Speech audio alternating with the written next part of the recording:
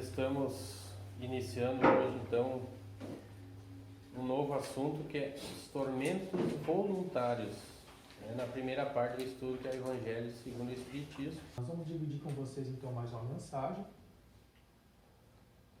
É uma psicografia, é uma mensagem escrita, recebida, então, no dia 18/8/2021, pela médium Luciane e o Espírito Irmão de Jornada. E a mensagem diz: aos que vieram hoje, a nossa gratidão. Não é fácil o auxílio para que estejam aqui, mas persistam, pois o amor do Mestre é o seu maior guia. Ele está orgulhoso, contente com o esforço que vocês têm feito, e nós sempre estamos ao vosso lado, sempre estaremos ao vosso lado para auxiliar. Confiem no amor, pois ele é o caminho. Do Irmão de Jornada. Então, iniciando o Evangelho segundo o Espiritismo, os tormentos voluntários. Número 23. O homem está incessantemente em busca da felicidade que lhe escapa sem cessar, porque a felicidade sem mescla não existe sobre a terra. Entretanto, apesar das vicissitudes que formam o cortejo inevitável desta vida, poderia pelo menos gozar de uma felicidade relativa. Mas ele a procura nas coisas perecíveis e sujeitas às mesmas vicissitudes, quer dizer, nos prazeres materiais, ao invés de a procurar nos prazeres da alma, que são um antegozo dos prazeres celestes e imperecíveis. Em lugar de procurar a paz do coração, única felicidade real deste mundo, é ávido de tudo aquilo que o pode agitar e o perturbar. E coisa singular, parece criar propositadamente tormentos que não lhe cabe senão evitar. Haverá maiores tormentos que aqueles causados pela inveja e o ciúme? Para o invejoso e o ciumento não há repouso. Estão perpetuamente em fé. O que eles não têm e o que os outros possuem lhes causam insônia. Os sucessos dos seus rivais lhes dão vertigem. Sua emulação não se exerce senão para eclipsar seus vizinhos. Toda sua alegria está em excitar nos insensatos como eles a cólera dos ciúmes de que estão possuídos. Pobres insensatos, com efeito, que não sonham que talvez amanhã lhes será preciso deixar todas essas futilidades, cuja cobiça envenena sua vida. Não é a eles que se aplicam essas palavras: bem-aventurados os aflitos, porque serão consolados. Porque seus cuidados não são daqueles que têm sua compensação no céu. De quantos tormentos, ao contrário, se poupa aquele que sabe se contentar com o que tem, que vê sem inveja o que não tem, que não procura parecer mais do que é? Ele está sempre rico porque se olha abaixo de si, em lugar de olhar acima. Verá sempre pessoas que têm menos ainda. É calmo porque não cria para si necessidades quiméricas. E a calma, no meio das tempestades da vida, não será felicidade? Fenelon, Lyon, 1860. Então, como nós já vimos anteriormente, não há, em virtude do momento em que estamos vivendo um planeta de provas e expiações, não há como nenhum de nós ter a felicidade completa, sempre, né? Desde que nascemos até o dia que partirmos de retorno ao mundo espiritual, sermos felizes sempre, né?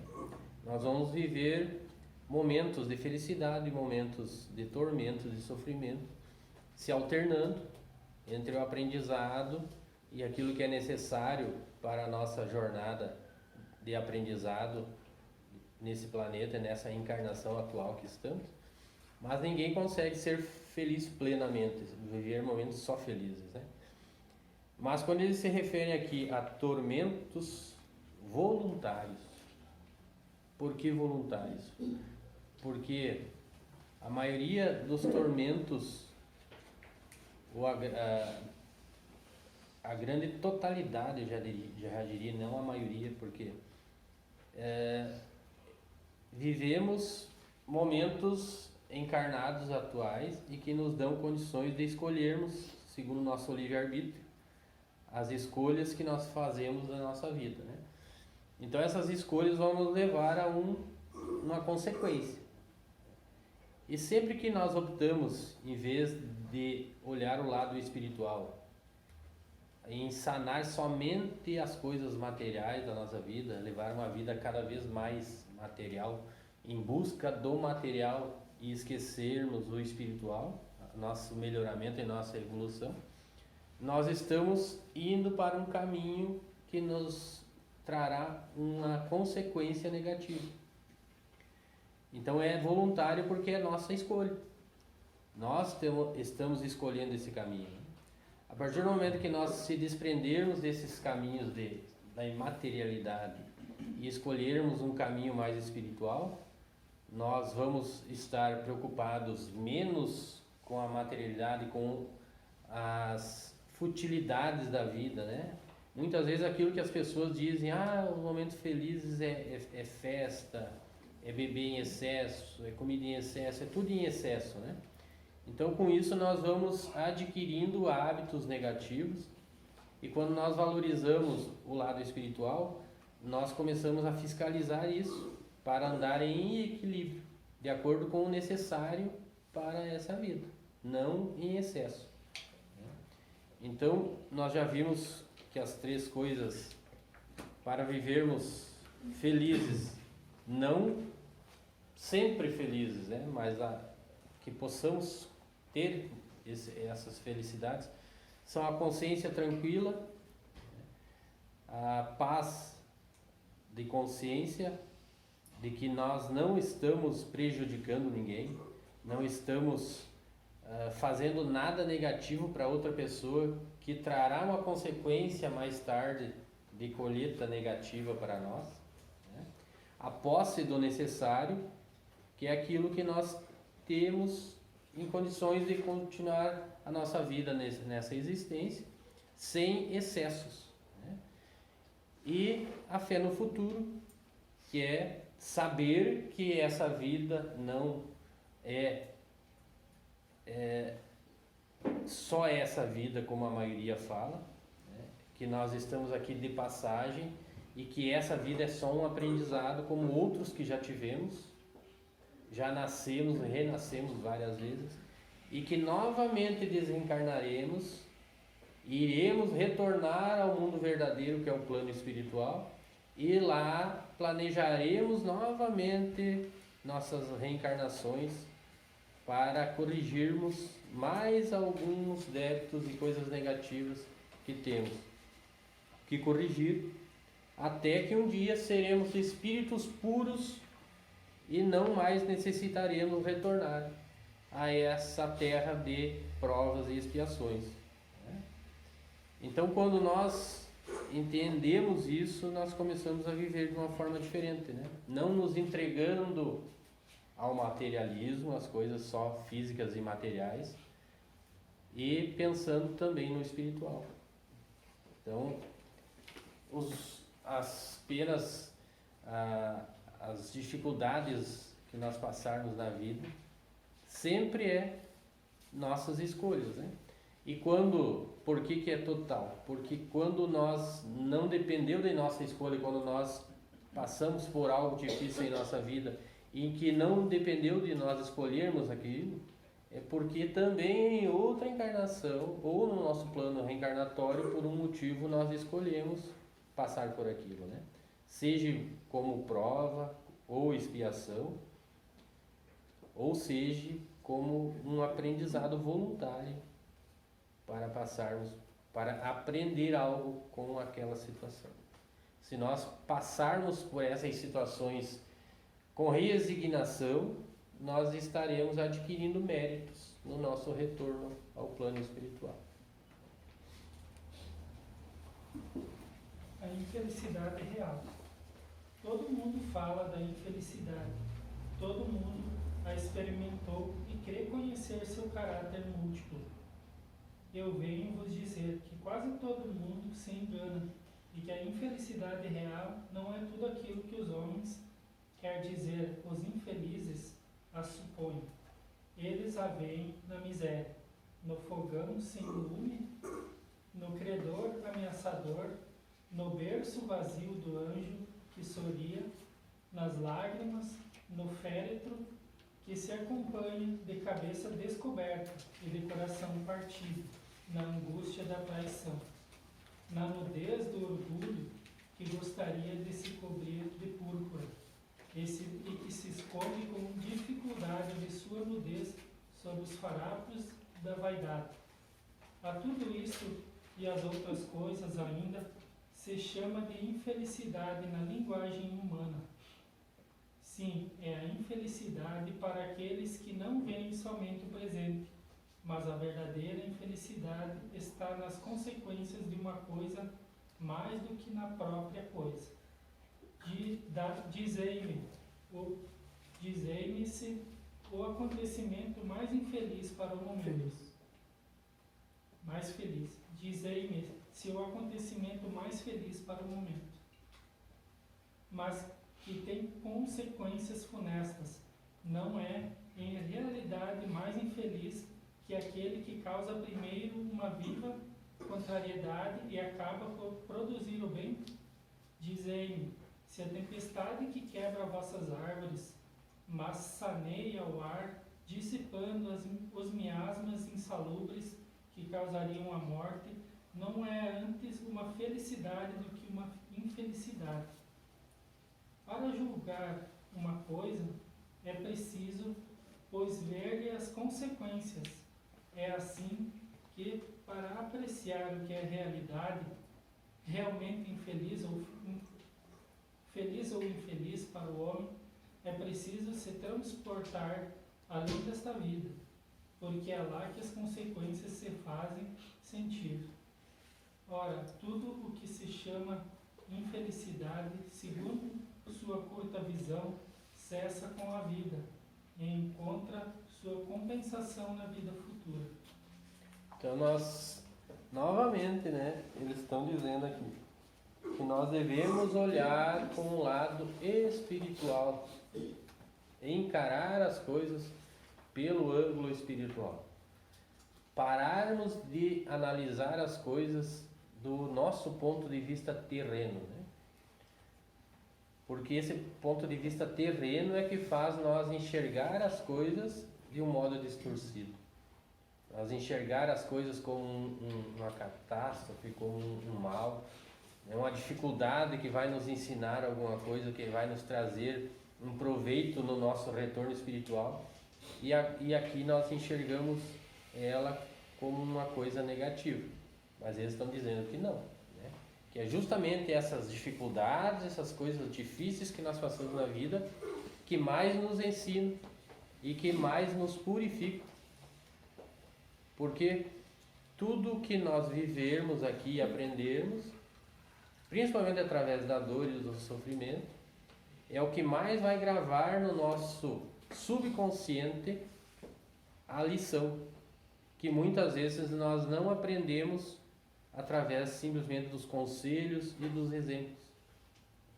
Assim, nós, passando pelas consequências, nós vamos gravar aquilo lá no nosso subconsciente e não mais vamos esquecer. É por isso que cada um de nós somos diferentes um dos outros. Alguns têm mais aprendizado em determinada área e falta aprender em determinada outra área, e vice-versa. Porque nós sabemos que cada um de nós já percorreu diferentes quantidades de aprendizado vindo de outras encarnações. Cada um está num nível de adiantamento ou ainda que falta ainda percorrer. Então, por isso essa diferença, e nós todos aqui no plano terreno temos que conviver juntos, independente de alguns mais atrasados, outros mais adiantados, uns ajudando os outros, né? Então, eu posso ter alguém melhor em uma área e tendo que aprender em outra área, e vice-versa, né? Alguém que está melhor em um caso mais adiantado em uma área, digamos, intelectual, mas na área espiritual tem que se melhorar, e outro que está mais adiantado na área espiritual e mais atrasado na intelectual. Então, e assim vamos vivendo e convivendo uns com os outros, aprendendo, né?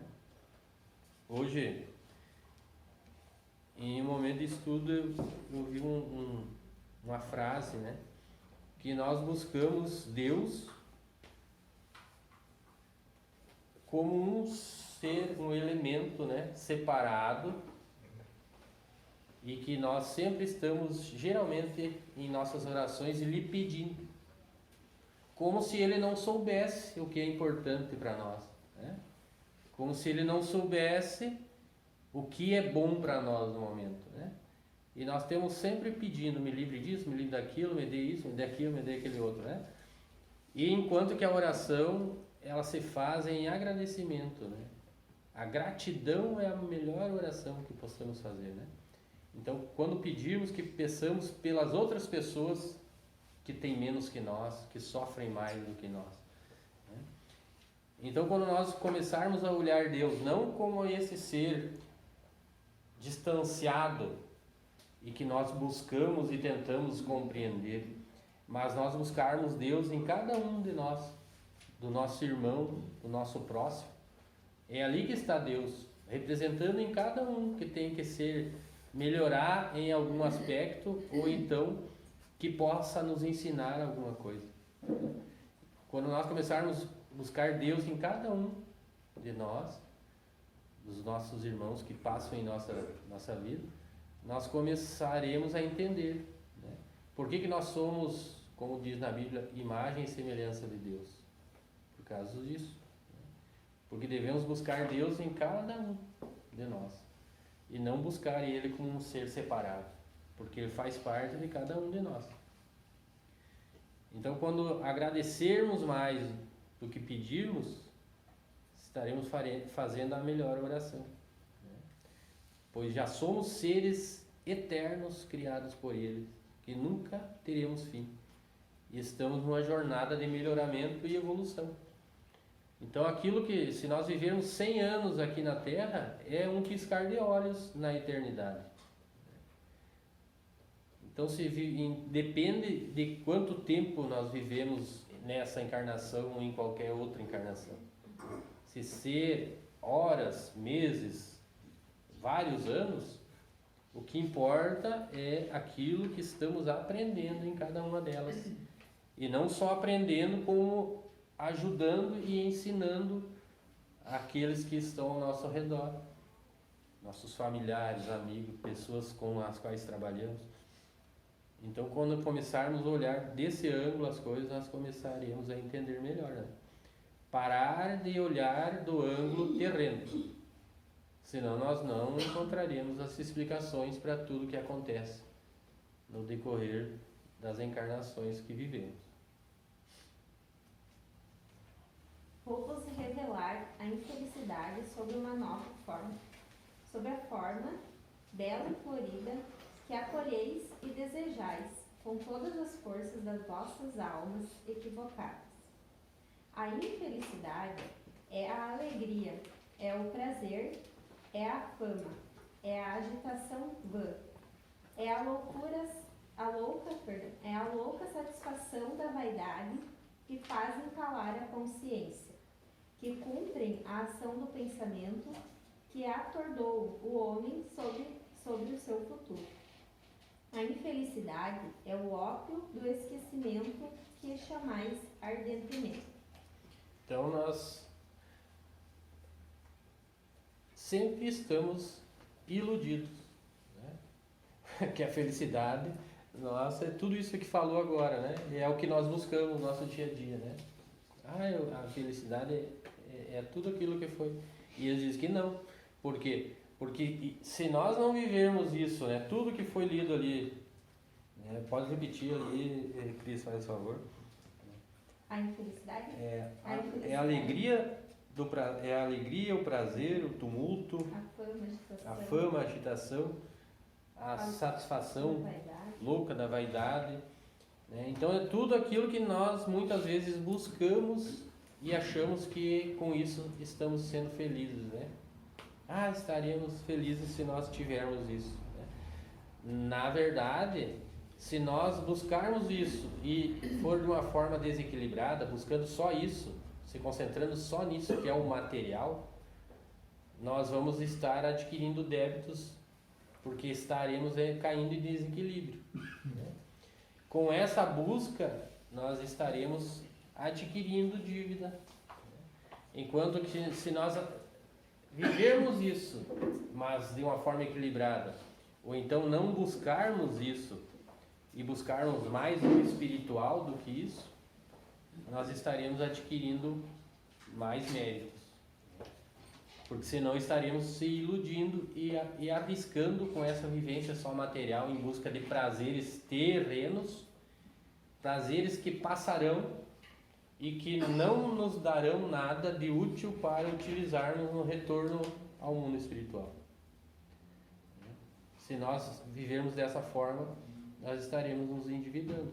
Enquanto que se nós vivermos equilibradamente, ou então buscando ainda mais o lado espiritual, nós adquirimos então méritos para o nosso retorno, através dos aprendizados, né? E é por isso que que eles dizem que as pessoas se endividam, às vezes, buscando esses prazeres, né? Que são os prazeres momentâneos que um dia passarão. E não é esses prazeres que trarão a felicidade verdadeira. A felicidade verdadeira é a paz de espírito e a certeza de que estamos agindo certo dentro das leis que Jesus nos ensinou. Esperai, vós que chorais. Tremei, vós que rides, porque vosso corpo está satisfeito.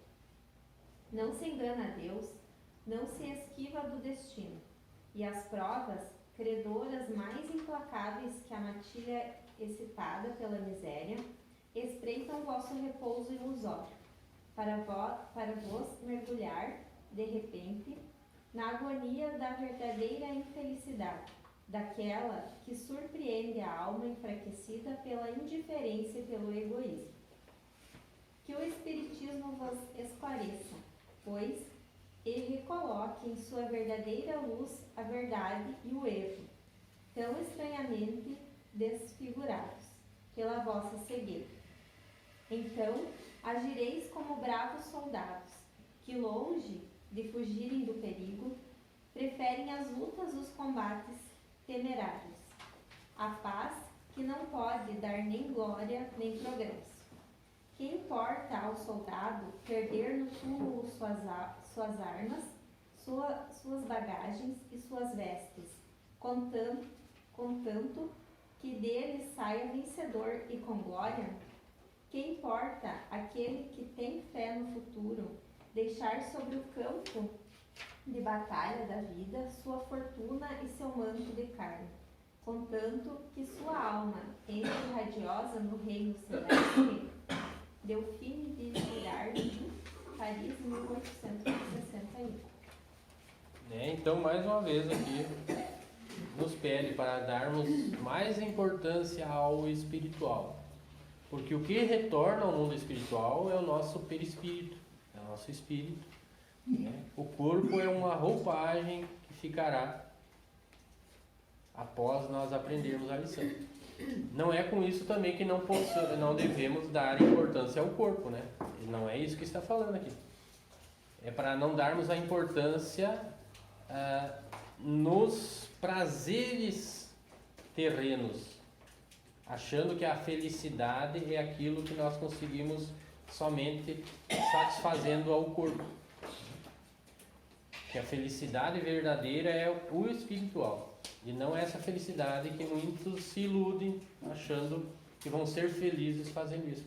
É por isso que nós adquirimos cada vez mais coisas materiais, achando que eu vou adquirir um carro 0 km, carro novo, a minha meta é isso, é cada vez mais coisas materiais.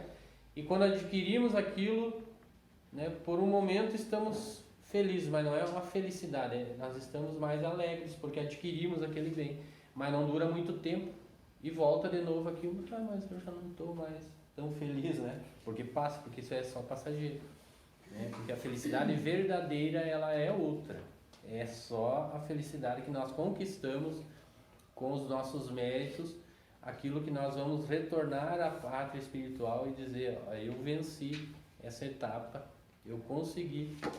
E a partir dali você vai começar a sentir essa felicidade, que é a felicidade verdadeira, que é a felicidade espiritual. É a felicidade que os espíritos puros, chamados também de anjos, sentem. Não por si mais, mas pelo próximo. Cada vez que alguém é resgatado e é trazido ao bom caminho, como Jesus já dizia, resgatada a ovelha perdida, né? É um motivo de felicidade para eles. Cada vez que eles estão lá no umbral resgatando aqueles espíritos sofredores, para eles é um motivo de felicidade, né? Porque eles estão pensando nesses irmãos sofredores. Então, cada vez que nós estamos pensando mais em nós, principalmente, do que nos outros, nós ainda estamos longe desse caminho, dessa meta. A partir do momento que nós pensarmos que cada um de nós que for trazido para o caminho certo e começar a pensar a vida de uma maneira diferente, mais pelo lado espiritual, mais estamos indo no caminho certo da felicidade verdadeira, que é a felicidade espiritual.